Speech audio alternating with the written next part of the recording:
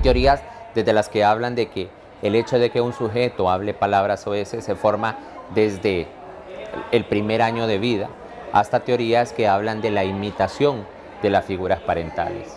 ¿Qué pasa a nivel de la familia? ¿Quién está orientando a la familia realmente? ¿Quién está orientando a los niños realmente? Entonces, debemos preguntarnos eso porque la familia está saturada de programas televisivos. Y yo he observado personalmente, porque me he dado a esa tarea, de ver programas que están orientados a infantes, adolescentes, totalmente brutales en el trato soez que se dan. Son los padres los primeros responsables de asegurarse de que sus hijos usen lo que le digo, un lenguaje edificante. Tenemos que reconocer que las palabras que utilizamos en el hogar transmiten la clase de persona que queremos que sean nuestros hijos. Los efectos que tienen las palabras soeces a nivel de la relación familiar, es muy importante considerar que el abuso o el uso en sí puede llevar a una situación de baja autoestima a nivel de los infantes y adolescentes y puede llevar a una situación de maltrato verbal y psicológico a nivel de las personas adultas, entre ellas o de ellas, en su relación de poder hacia la niñez también. La agresión verbal, porque las palabras a veces son consideradas agresiones verbales, generalmente deben de verse desde un punto de vista de una fijación del paciente en una determinada etapa de su niñez provocada por padres que han sido exageradamente indulgentes, es decir, que han permitido que esto suceda.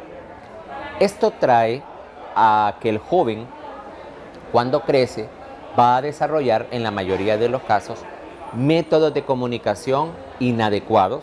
No hay duda de que las palabras soeces tienen una carga negativa, una carga emocional negativa. Es decir, solemos decir una palabra soez o una mala palabra, como le decimos popularmente, cuando estamos cargados por una emoción negativa.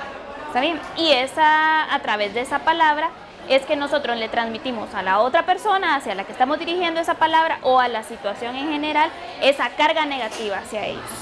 La identificación que hace con un padre indulgente, es decir, un padre que lo deja hacer lo que él quiere, va a provocar que él en toda su vida haga lo que él quiera, es decir, solo busque ser gratificado y nada lo frustre, porque nosotros crecemos como seres humanos adaptados a través de las frustraciones. ¿Cuál es nuestra primera frustración? El destete, por ejemplo. Es la primera frustración del ser humano, ser destetado por la madre. Y así van creciendo otras frustraciones. Entonces, ¿qué pasa? Si a este sujeto no se le permite ser frustrado al no decir malas palabras, entonces va siempre a buscar ser gratificado. Y la gratificación lo lleva a cometer actos impulsivos. Por ejemplo, el consumo de sustancias es una forma de excesiva gratificación. Esta relación basada en palabras soeces viene un poco más bien agudizar un elemento de violencia que ya está a nivel de la comunidad, es una problemática a nivel del país. Existen estudios que asocian el nivel educativo de los padres con el uso de las palabras soeces y a su vez hay estudios que correlacionan el uso de las palabras soeces con la violencia, por supuesto, ¿verdad? Está asociado a la educación también y es común. Lastimosamente tenemos la idea de que a los niños se les puede enseñar a hablar utilizando palabras soeces y no está tan alejado de la realidad, pero no es por el contenido de la palabra o la carga emocional de la palabra en sí, sino por la celebración que hacemos. El hecho de que se celebre a un niño es una necesidad que tiene el padre de identificarse con ese menor. ¿Por qué identificarse? Porque cuando él era pequeño tal vez fue muy restringido. Entonces el padre se identifica en ese niño como me hubiera gustado ser así. En la mayoría de las familias latinoamericanas y en las familias hondureñas se acepta que se produzca en el hogar y no se acepta que se produzca a nivel social. Entonces, en este caso lo que podemos ver es que socialmente, si el sujeto logra adaptarse y no cometer ese tipo de indiscreción, por decirle así, frente a la sociedad y solo en el hogar, estamos bien, deberíamos de considerarlo aceptable. Sin embargo, si lo vemos ya desde un punto de vista que ésta se reproduce en los diferentes contextos del sujeto, ya se mira como una agresión social verbal y se vuelve algo patológico en cuanto a la cotidianidad del individuo. Cuando existe el uso de palabras soeces a nivel de la familia, hay varias situaciones. Uno, que el niño y la niña aprende a usar esas palabras como si fueran normales o si fueran palabras que denotan algún tipo de relación cariñosa o de afecto, porque ellos están acostumbrados a ese trato. Entonces, esa forma de trato con palabras soeces también lo llevan a la escuela o lo llevan a su círculo familiar en la comunidad. El uso de las palabras soeces en la familia es muy triste, dirigida hacia los niños. Luego tenemos el problema de que, por supuesto, los niños han aprendido estas palabras en el hogar y las repiten en la escuela, lo que, por supuesto, les ocasiona problemas interpersonales y problemas escolares y académicos. Cuando vamos creciendo, vamos introyectando a nuestros padres como imágenes que quedan guardadas en nuestra mente. Y al quedar guardadas en nuestra mente, quedan esas imágenes de mis padres me permitían hacer este tipo de conductas, las voy a seguir haciendo. Uno de los riesgos que puede correr un niño o una persona que está acostumbrada tristemente a utilizar palabras soeces es que otras personas pongan una barrera. Es decir, hay personas que por nuestra educación, por la forma en que se nos ha criado, el ambiente en el que hemos vivido, sabemos que hay ciertas palabras que no se deben utilizar. Si se relaciona con otro grupo de familias y de niños y niñas que no acostumbran el uso de esas palabras, por supuesto que van a ser mal vistos, van a ser rechazados porque dicen provienen de una familia en la que no hay un trato respetuoso, ¿verdad? Ni solidario. Porque donde hay respeto y donde hay solidaridad, las palabras soeces se evitan porque tratamos de formar en un sentido positivo, proactivo y de elevar la autoestima a un niño o a una niña. Tenemos que psicoeducar a las personas. Tenemos que hacer que las personas entiendan que las palabras, los actos, los hábitos van a repercutir socialmente en el sujeto. Las personas que no están acostumbradas ponen inmediatamente una barrera ante personas que utilizan mucho palabras soeces o que no son capaces de controlar sus emociones o de verbalizar positivamente lo que están sintiendo. Entonces, esa barrera la puede poner ya sea otro compañero, lo que limita las relaciones sociales para los niños, la puede poner un padre de familia, de un amiguito del niño que usa palabras soeces y entonces se le ven limitadas sus relaciones sociales.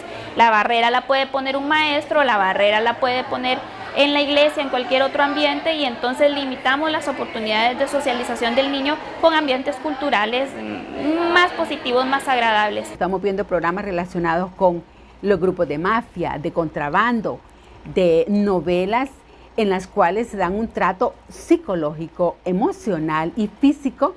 Hay un maltrato. Entonces, ¿eso qué provoca? Que lo vayamos viendo con naturalidad. Definitivamente es posible el cambio. Nosotros estamos convencidos de que toda persona que quiera mejorar puede mejorar.